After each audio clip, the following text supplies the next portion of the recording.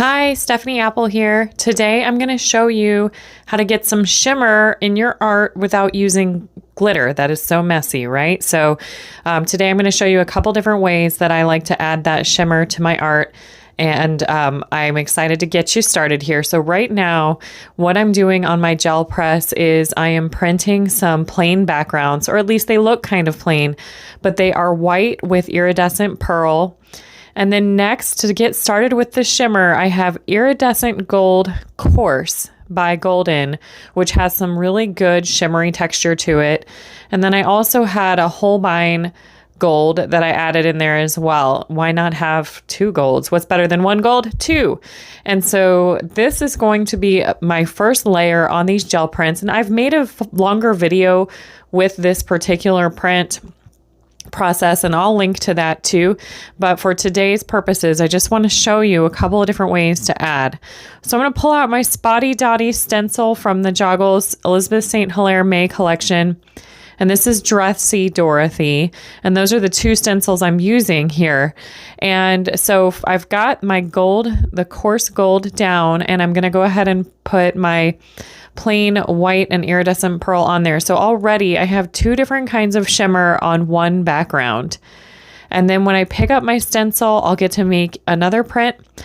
So I'll have more pearlescent shimmer down, and then I have the layer of coarse gold on top that has a little bit more of a texture that you can feel. So the great part about the gold that's coarse is that when you scrape on it with your finger, it does not come off. So from some color, I'll add my Luminous Violet by Holbein, and then I'll go back to a golden, and that is an Iridescent Pearl Fine. So this is a shimmer that is not going to be as tactile. I won't feel quite as much grit under my fingers for this particular Iridescent Fine. And I'm going to swirl those two colors together to make sure that the shimmer is going to be incorporated throughout the print that I'm about to pull. So again, I'm going through this kind of fast, but I really wanted to show and demonstrate how you can add shimmer and glitter looking to your glitter looks, I guess, to your cards and to your art without having to use some of that messy glitter that gets everywhere and that you have to clean up. So here's the big reveal. I have 3 different layers of shimmer on one background. Wow, that was fast. And then I'll get to pick up some more on my next print too, because I have the Iridescent Pearl Fine, and then I also have my gold. And so that gives some really great looks to the artwork. Now, after I lift this up, you'll be able to see kind of just different ways that shows. And here are a couple other examples. So you can combine stencils, whatever stencils you choose to use. There's tons of different combinations. That one has a ton of shimmer. I added the coarse iridescent pearl into that one, and you could really see it glow. Okay, now we're going to have some fun. Black mica flake. And so I'm scooping that out with a palette knife onto the gel press. And then I'm adding Lamp Black from Holbein. It is a wonderful black paint. And I'm mixing it all up so that it is a nice dark color, but still has a ton of texture. Because if I had just put that black mica flake down, you wouldn't get a full opaque black look. You really need an opaque paint to mix these mediums with. And so now when I put my stencil down, what's going to come through onto my print is going to have a lot of texture. And it's going to kind of feel a little bit gritty. But again, once you let it dry, just like any other acrylic paint, it doesn't come off. You can wipe your hand over it and it doesn't move, which is wonderful. And now for my cleanup print, this one's my favorite. And so I just took some basic plain white acrylic from Liquitex, and I've got plenty of prints still left down on my gel press, but I know I'm done for the day. So I take a thin layer of white, and I'm going to use this layer of white to pull up all previous layers that have been left behind on my gel plate. And so I'm really excited to show you the results, because after a day full of gel printing, there's a lot of layers left on the gel plate, and many of them have these shimmery textures in them. So all of those different mediums and colors that I've been using are going to get picked up on this last print here. And it is a big reveal and it is beautiful.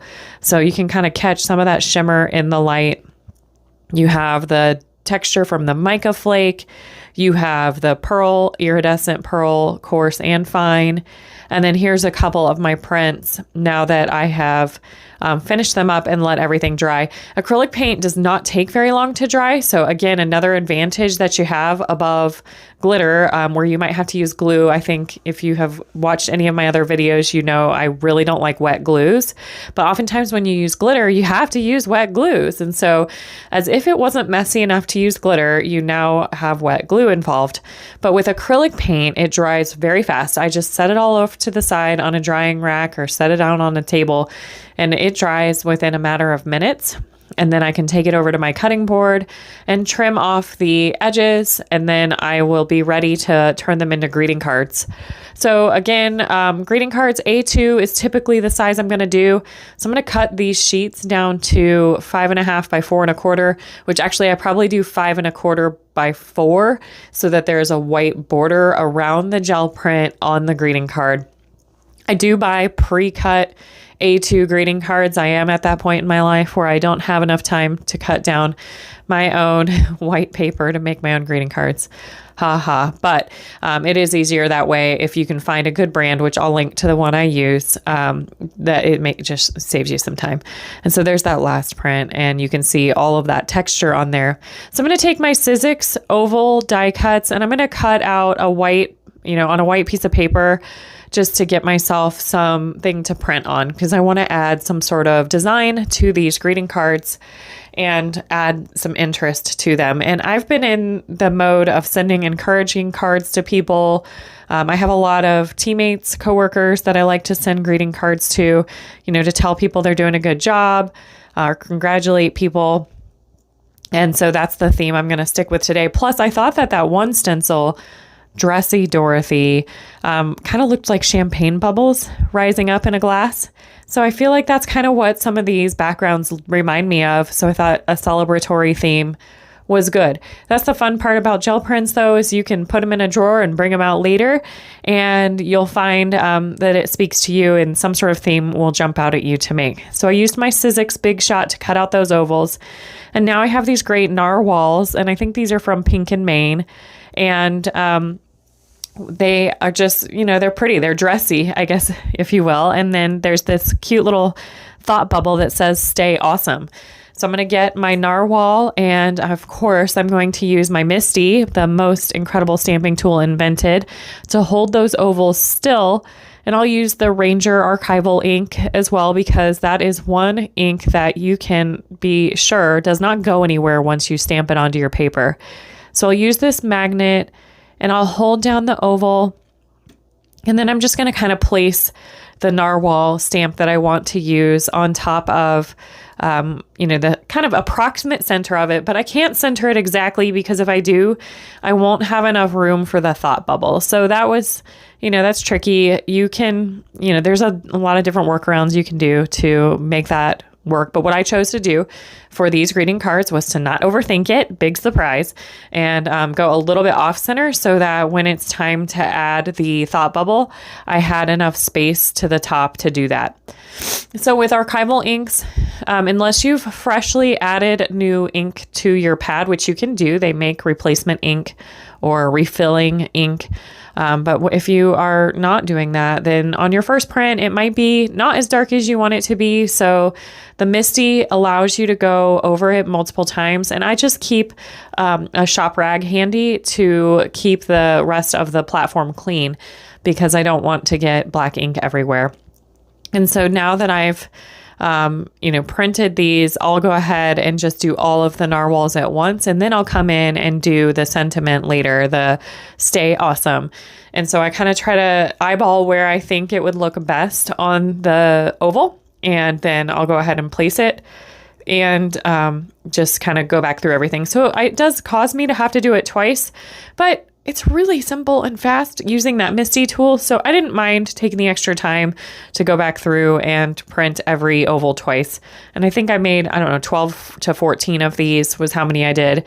And really, I mean, it takes a couple of minutes to go all the way through and do it. So not too difficult or time consuming to get everything done. So again, I do take 2 passes at it each time just to make sure that my ink is dark enough. There are other inks out there that are going to give you a dark enough print on your first try, but that doesn't mean it's going to stay put if you rub your thumb across it. And so that smudge proof is important to me. So next I decided that the oval and the gel print background were just not enough. So I grabbed these steel metal dies, they're borders, and I picked 2 of them and made them into kind of like a ribbon to put behind the ovals. And so I just happened upon this idea. I was playing around and just testing some things out because I didn't think that the oval and the background were enough. And so after experimenting, this was a design that I really decided that I liked. And it makes it stay on that kind of fancy theme, kind of almost looks like a cummerbund, which kind of goes with that whole theme that I was looking for with the shimmer and the champagne bubbles and adding some fanciness to the greeting card. So when I pull the black paper, this is just plain black paper. You could use shimmery paper if you wanted or something different. And when I pull it off, you can see that there's some weeding that I need to do because it poked through everything, but I still have to clean it all out. So it was a really good cut, but I still have to use a tool, and that's normal. This one's a Tonic tool by Tim Holtz, and it's super handy. You can keep the blade protected while you're not using it, and then I'll speed this up for you, but I'll just take it and kind of clean everything up just one by one. And that's a good activity that, again, seems kind of tedious, but really does not take that much time to go through, and you will be grateful because the detail that you can get from these dies is really pretty and adds a nice element to the greeting cards. So I've done that for this one, and then I'll take my time and go through and do the others. And you can keep the trash that's confetti. I know some people do, or just easy enough to clean up. So all done there, and that looks really nice. I can see how that's going to add a nice look to the greeting card. And so I'll just kind of show you just what I was thinking on these cards. And it looks neat with multiple different backgrounds, which is what I got when I was printing these. So there it is on kind of the luminous violet, and gold. And then this is that cleanup print that turned out to be my favorite print. It looks really great on that background. And then there was another print that was more of a black and gold look. And I think that looks really cool with that on the background. So I'm happy, I'm satisfied. I'm going to continue to press forward and weed the rest of those ribbons. Then when I get done, I decide I'm not done with shimmer. Let's add more shimmer.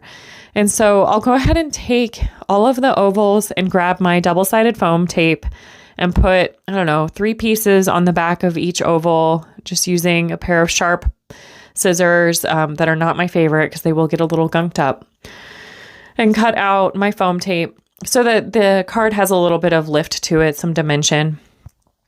And then peeling off the background, you can see I'll just do that, and then I'll go ahead and place it to the lower right corner of the greeting card so that you can kind of have a focal point that's not just directly in the center, which I think is appealing sometimes. And so where does this next layer of shimmer come in? Well, on the narwhal, of course. I experimented with coloring in the narwhal and I didn't really like it. I liked it plain. And so this is called a Wink of Stella brush, and it has the shimmer right in it. And it's really, really easy to use.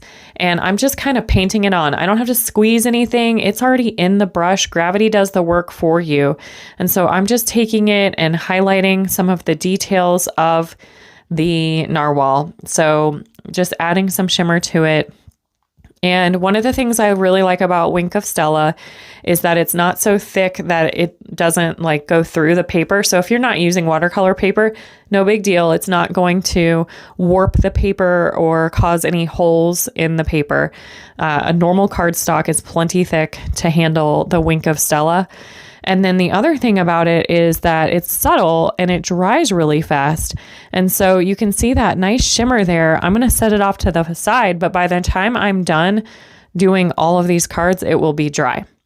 So stay awesome. I hope you liked these cards, and please subscribe to my channel, and I will link to some additional videos for you. Have a great day, everyone.